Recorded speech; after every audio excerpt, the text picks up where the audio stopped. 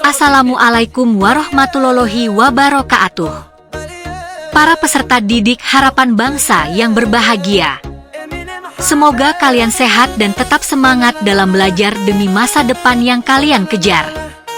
Kali ini kita akan belajar materi menulis teks narasi yang sistematis.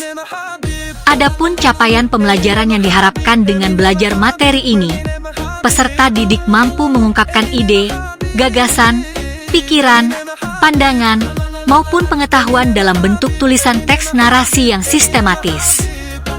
Yang sistematis maksudnya adalah teks karangan yang kita buat tersusun secara tertib sesuai kaidah urutan bagian-bagian teks narasi. Tentu kalian masih ingat kan? Urutan bagian teks narasi terdiri dari orientasi, komplikasi, resolusi, dan koda atau reorientasi. Oh ya, bagian terakhir teks narasi berupa koda atau reorientasi ini sifatnya opsional. Maksudnya kadang ada, kadang juga tidak ada dalam teks narasi. Para peserta didik yang kami banggakan. Sebagai manusia normal, tentu segala sesuatu yang kita lakukan pasti punya tujuan.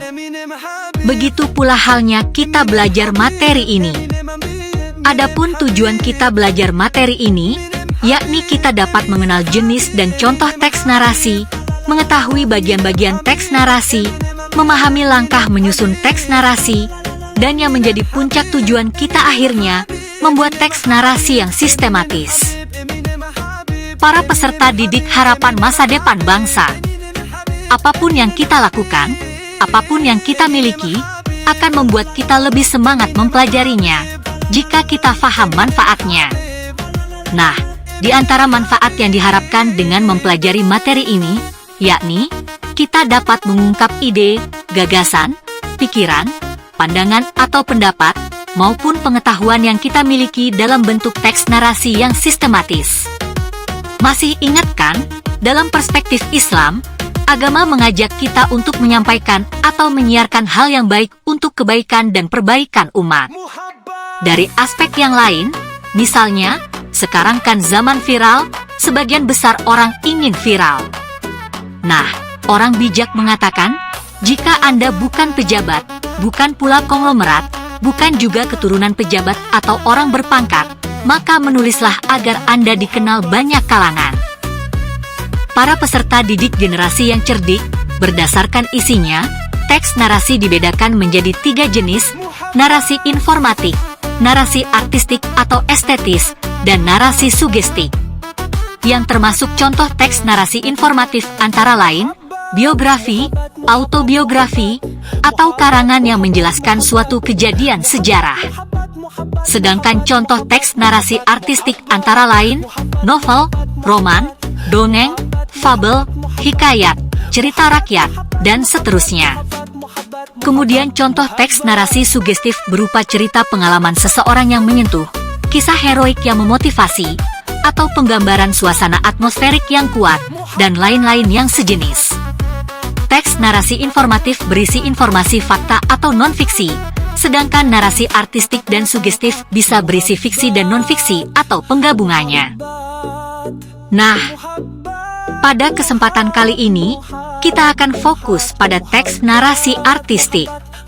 Bukan karena kedua jenis lainnya lebih sulit, melainkan karena narasi artistik ini sangat digemari banyak orang. Para peserta didik yang berbahagia, tentu kalian pernah membaca cerpen, novel, cerita bergambar, atau yang sejenisnya kan? Itu semua adalah contoh teks narasi artistik.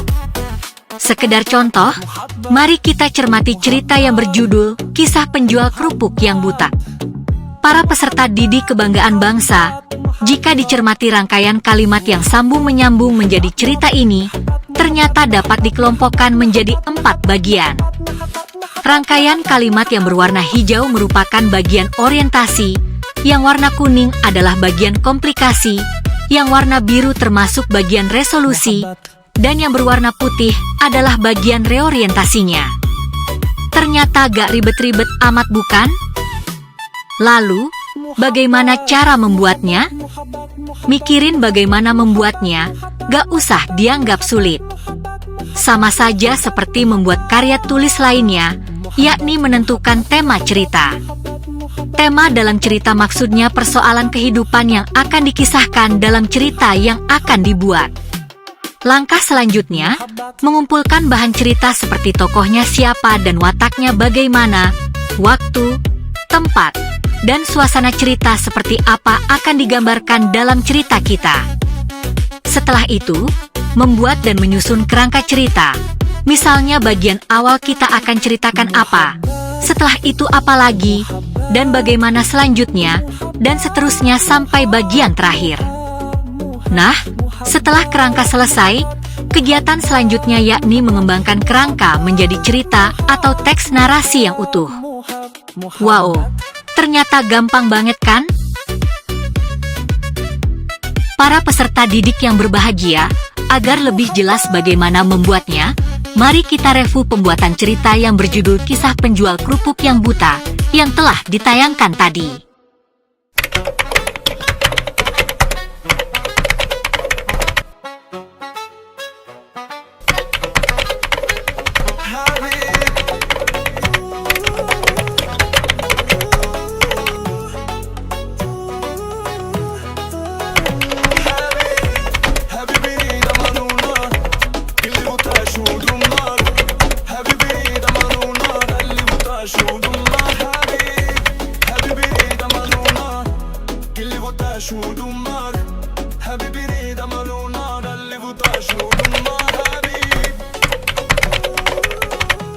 Para peserta didik yang kami banggakan. Demikian sharing informasi terkait membuat teks narasi pada kesempatan tayangan kali ini. Ingat, peserta didik yang hebat bukan hanya yang pandai melihat melainkan yang mau membuat agar pembelajaran lebih bermanfaat.